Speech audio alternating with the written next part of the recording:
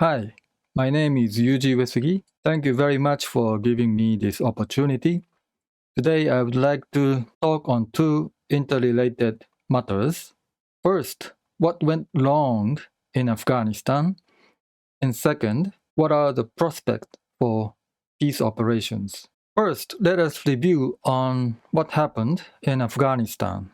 Since the US invasion of Afghanistan on 7th October 2001, the United States has prevented Afghanistan from serving as a base for Al Qaeda to launch an attack against the US homeland. The United States has successfully removed Osama bin Laden. In this sense, we can conclude that the US effort was successful. While Al Qaeda still exists, and it is very difficult to eliminate transnational terrorist group, at least the United States has achieved its primary objective. It's been almost 20 years since the US installed Afghan government has existed. However, it collapsed and replaced by the Taliban. Was the US-led effort success or failure? The United States, together with the international community, attempted to establish a pro-US government which embraces the value of liberal democracy.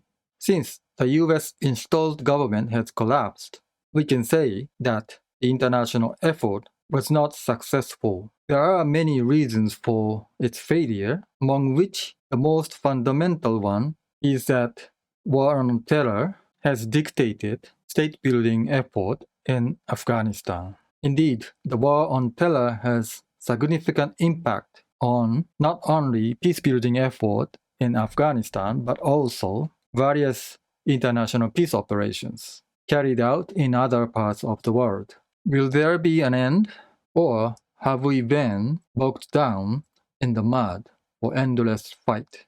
Peace operations carried out under the war on terror has faced enormous challenges. We all know that peace operation is not warfighting, and the United Nations peacekeeping framework is not suitable for enforcement, as well as combat operations. In the past, the UN peacekeepers were able to play an effective role, or at least useful role, as third-party mediator by maintaining neutrality among the warring parties. However, under the war on terror, the United Nations or the peacekeepers had to abandon its political neutrality. Also, by fighting against the terrorists, the United Nations has diverted from the principle of universal organization.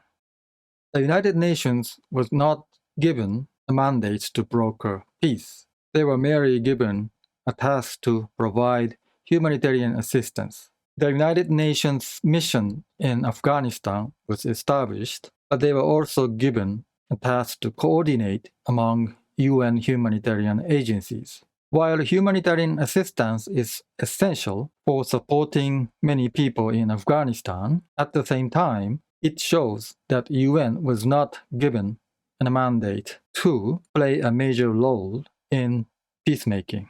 Lately, the SRSG for Afghanistan spoke in the UN Security Council that the international community should not abandon the Afghan people. This statement revealed that the United Nations are not welcoming the Taliban takeover.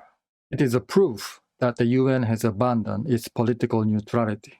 It continues to state that the United Nations to promote women's rights and girls' education, for example. This also shows that the United Nations is not there to support the local government, but instead to promote certain policies and values. Under such a circumstance, what will be the future of peace operations? We tend to believe that the universality is identical to Western liberalism. At least this is the common understanding among those who works for United Nations, including peace operations. Although I'm not saying here the Muslims are against the Western liberalism, at the same time, we have to be mindful of the fact that a quarter of the world populations are Muslims, and 18% of the world populations are Chinese. We all know that the Chinese government is not challenging the value of liberal democracy, but at the same time, they are not willing to promote such a value in the rest of the world. At least they have presented an alternative to liberal democracy.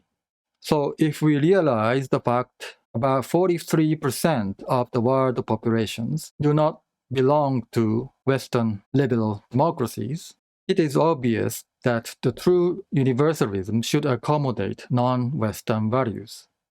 The major challenges of the United Nations as well as peace operations exist in the structural constraints. The first constraint is the war on terror, which dictates the logic of peace operations.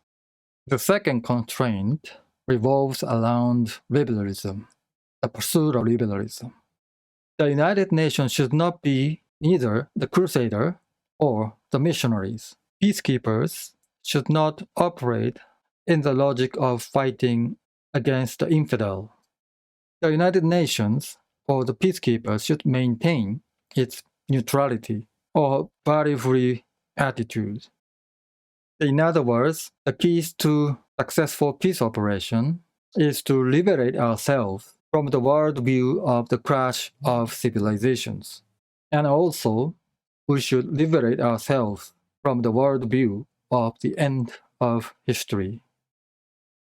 Unfortunately, the reality is that it is very difficult to liberate ourselves from these two structural constraints.